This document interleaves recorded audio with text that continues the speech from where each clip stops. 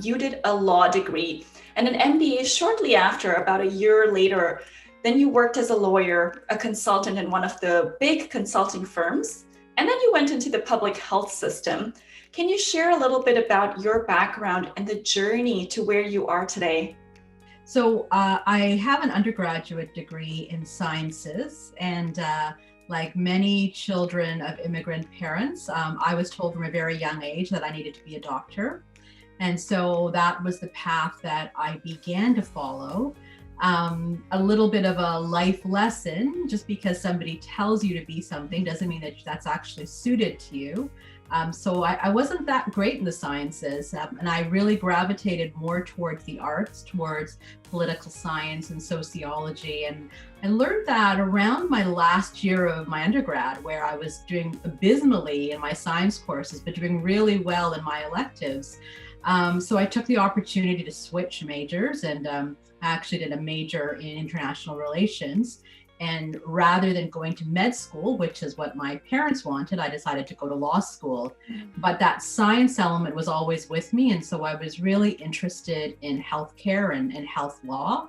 I had the opportunity to practice health law for a short period of time, and then really moved into health policy, as you noted, healthcare consulting, and then just really health policy at a provincial level. And now, as you've mentioned, I work more at the front line at a hospital. So healthcare has always been in my blood, but I sort of chose a bit of a circuitous path to get here. How did you go about that, in your last years, making the switch, changing your career direction? What was that journey like when you had to speak with your parents and negotiate that? Yeah, it was a hard journey, and just again another leadership lesson.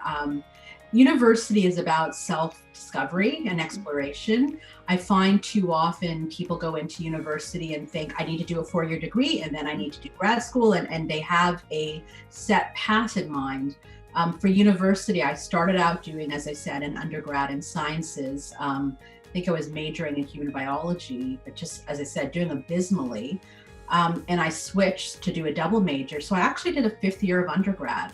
And, again, I allowed myself the ability to sort of find my way, and I'll take an extra year to do that. Mm-hmm. And this is, again, what I would encourage. And I've encouraged my oldest daughter, who's in university right now, take the time you need, find out what you're really good at and what you want to do, and don't be set by an arbitrary timetable of a 4-year undergraduate degree. Yeah, when I think back, university is a very tough time. There's so many changes, so many pressures, and there's so much competition that you have to really stand out. And it's hard at that time when you're facing challenges or things are not going the way you had envisioned them to go. That's it. And, there's such a pressure in university to get good grades. If you want to get a good job, or if you want to go to grad school, you're constantly chasing grades as opposed to critically evaluating, am I good at statistics? Do I even like physical chemistry? Mm-hmm. And when was it that you decided to give up the actual law practice and move into more of a different role, where I don't think you're actually doing law, like legal? Law, yeah, okay.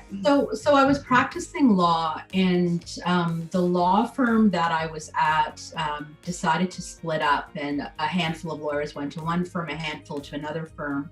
And I had completed my MBA at that time, and I found myself more interested in health policy than health law. I wanted to take what I was learning in law just further and really explore, the policy impacts of changes. How does government make policy? There was a lot of things that were interesting me. And so I took that as a bit of an opportunity. Rather than go to this new firm and just continue the practice of law, I decided to go into healthcare consulting. So that was kind of the fracture point for me, so to speak. Right. And do you think you'd ever go back? I don't think so. Right now I'm loving what I'm doing. I'm loving the strategy. I'm loving the impact at the front line. Mm-hmm. I have no desire to review contracts or to give legal opinions. It's just not what I've moved past that. Right, yeah. And can you share a little bit about your role currently at Humber River? So my role is a little bit of an amalgamation of a variety of portfolios. Ultimately, my role is to help affect Humber's strategy, its strategic vision. Under my portfolio, I have medical affairs, so I work quite closely with our chief of staff, I have diversity and inclusivity, which is really interesting to me. I'm leading our Ontario Health team in partnership with our Ontario Health team partners. I have the family practice unit under me as we are moving towards getting our own family practice teaching unit within the hospital.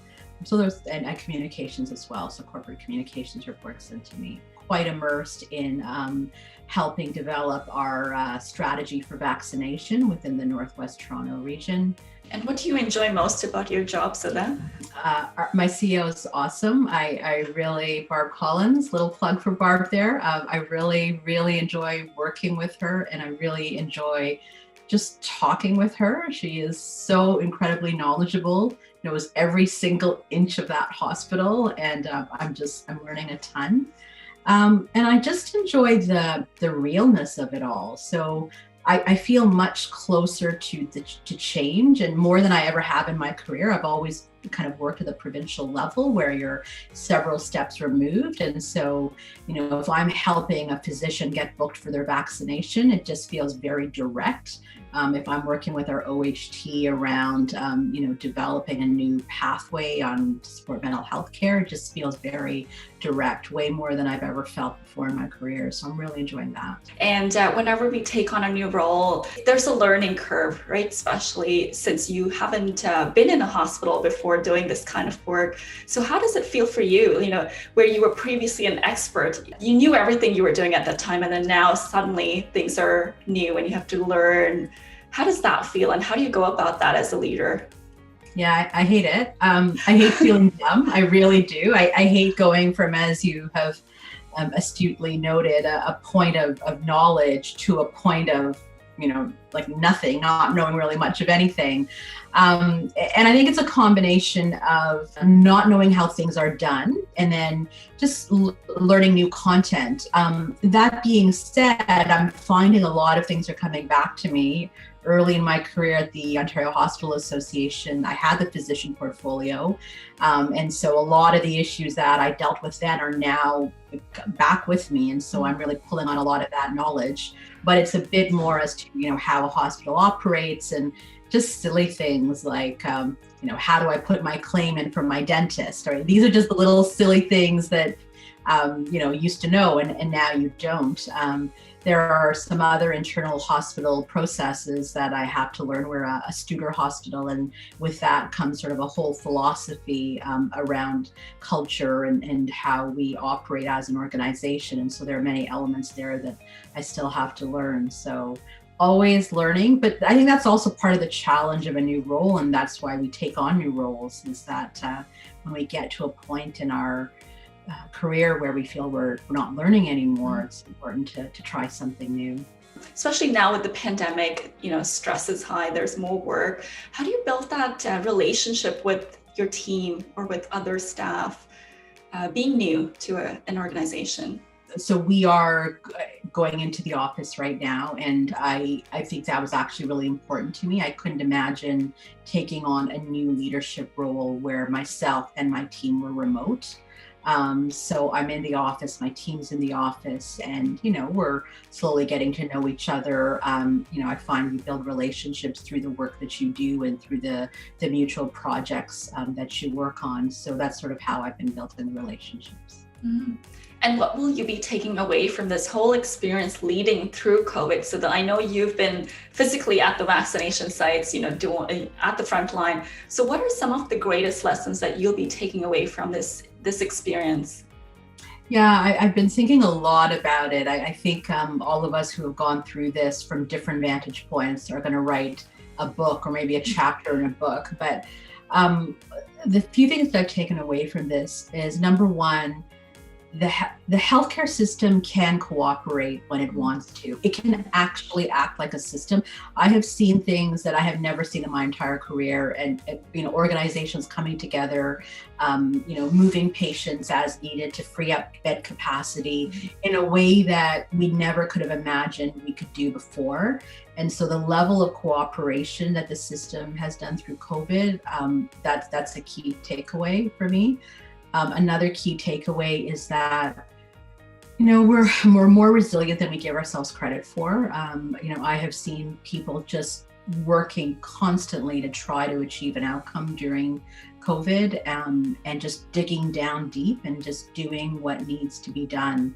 Um, there's an unfortunate fallacy in healthcare that if you're not paying for the front line, for frontline care, you're paying for, administrative layers. You see this in the press. Mhm. Well, it's those administrative layers that, in addition to the front line, obviously the front line has kept things going during the pandemic, but it's those administrative layers that are planning vaccination strategy, that are planning all of the guidance related to personal protective equipment. And so, just a bit of a pat on the back to all of those people that are working also around the clock to try to, get us all through this.